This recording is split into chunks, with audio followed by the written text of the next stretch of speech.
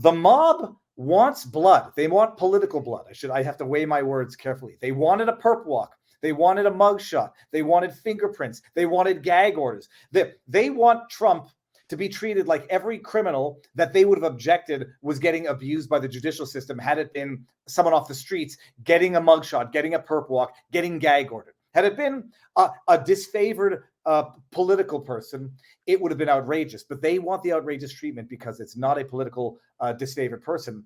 They're going nuts. But Robert, let me give I put up a video yesterday because I'm sitting there just thinking about how outrageous it is that people have a memory span of a goldfish.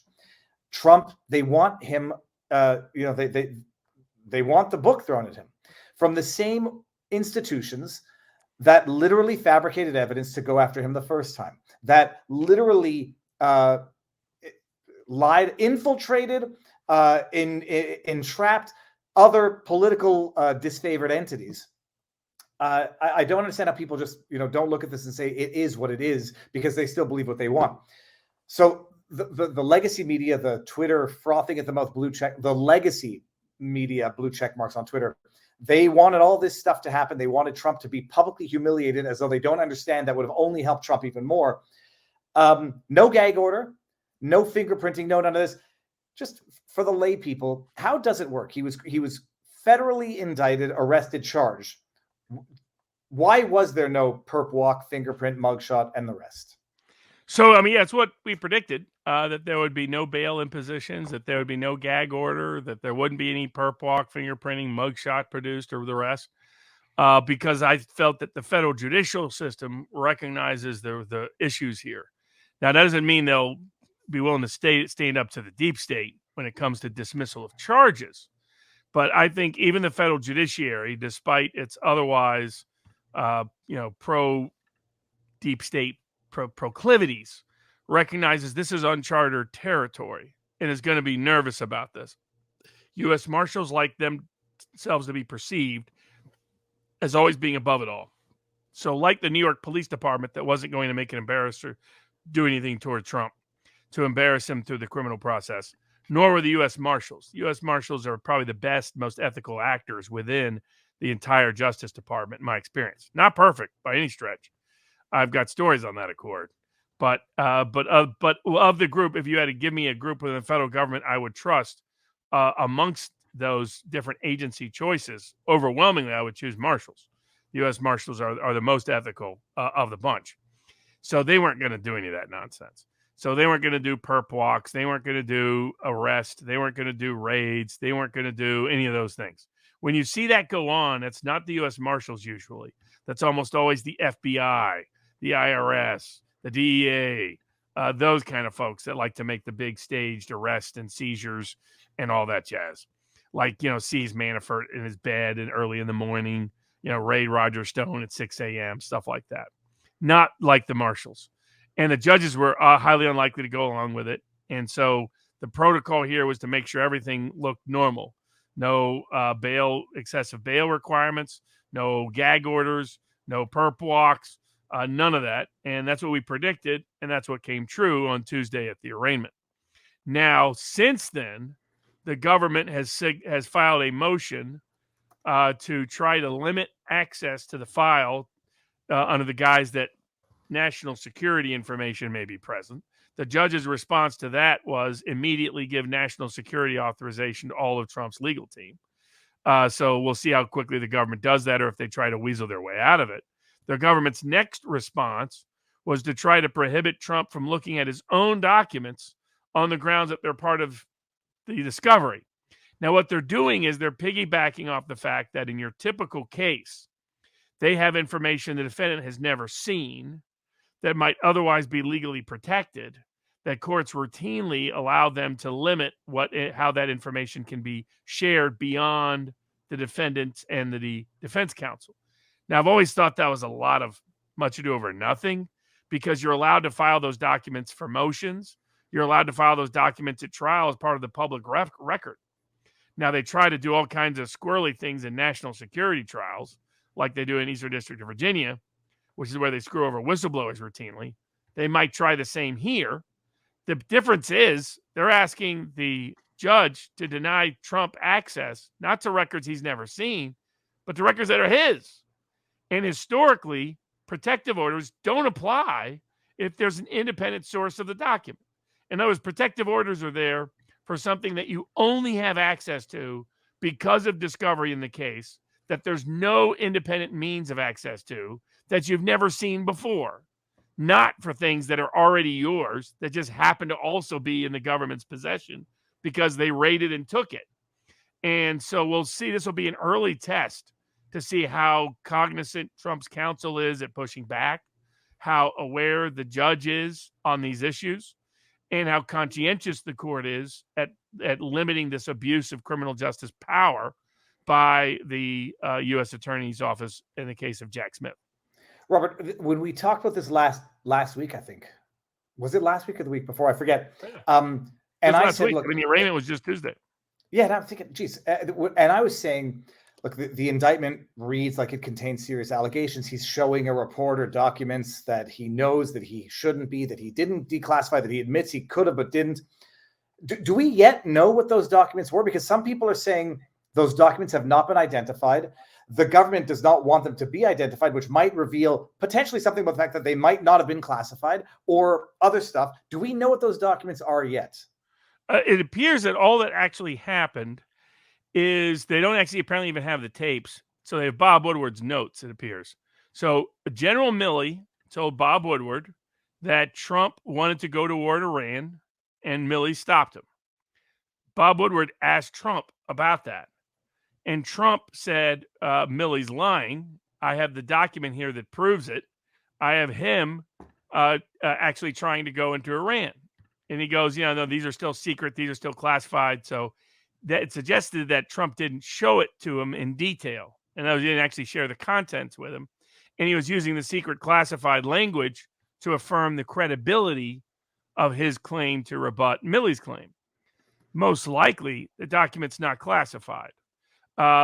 Because if it was, that would be all over the indictment.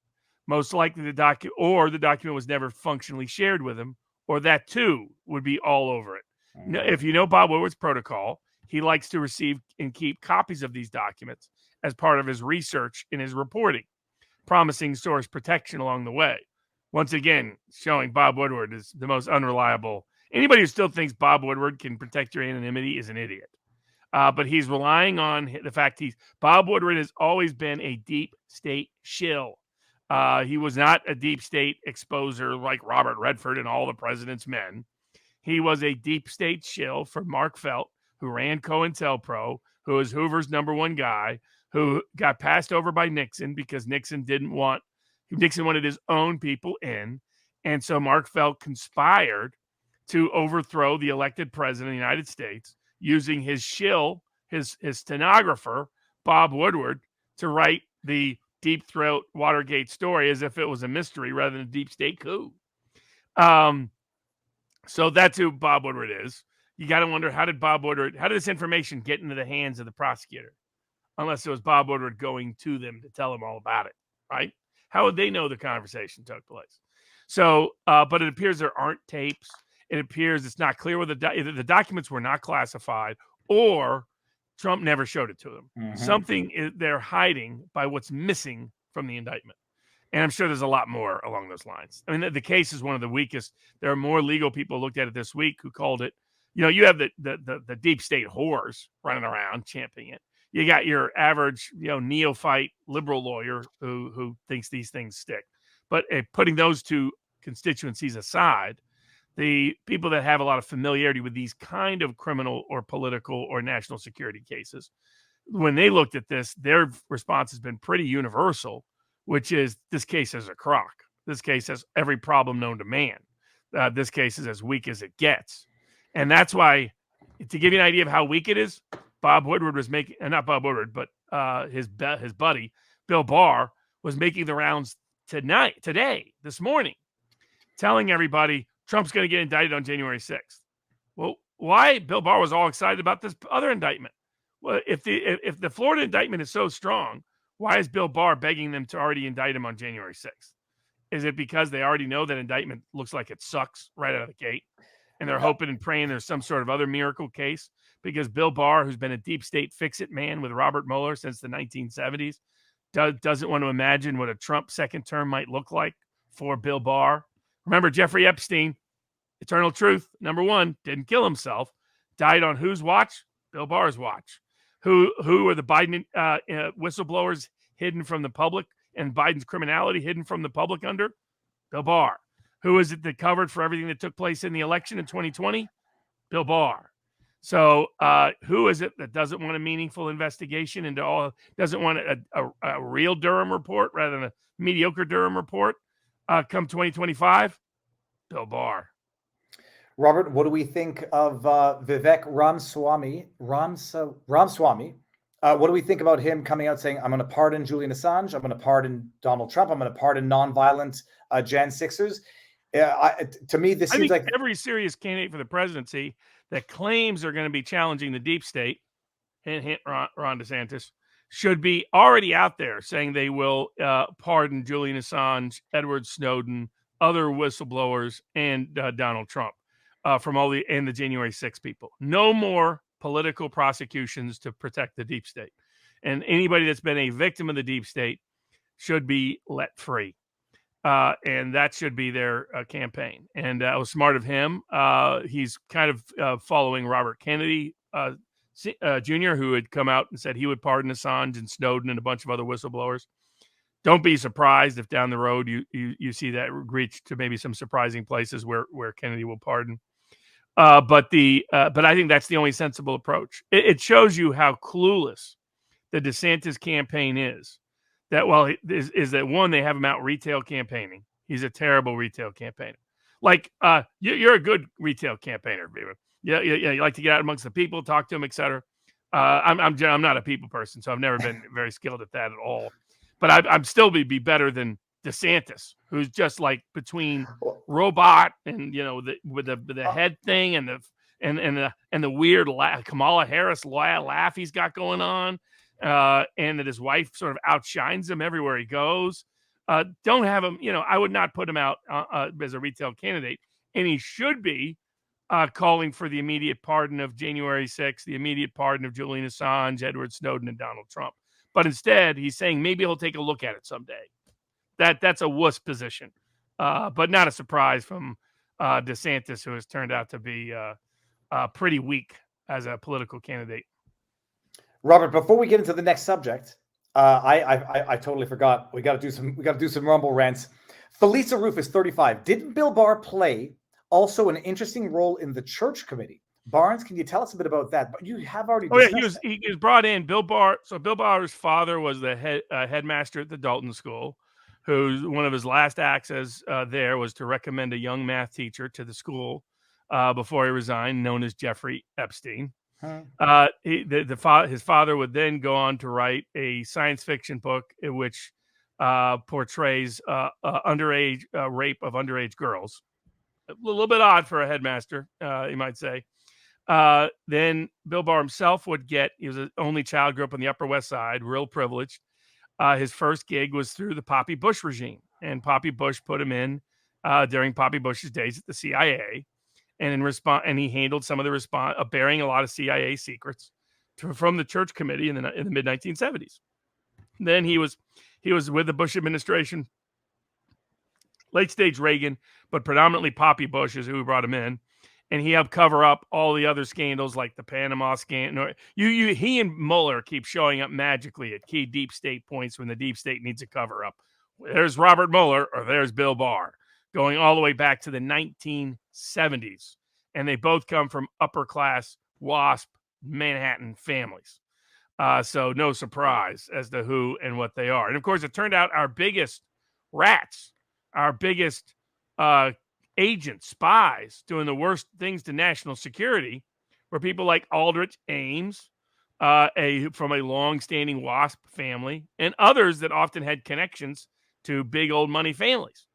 And just like it was with MI6 in Britain, where almost all the worst spies in the Western world all came from these elite families. And Bill Barr just represents that long, notorious tradition. He weaseled his way into Trump by promising to end the Mueller investigation, which he did end once he got there. But then from there on out, he's your classic case of controlled opposition. It was basically derailing investigations, hiding other investigations, rerouting other investigations to cover up for deep state corruption.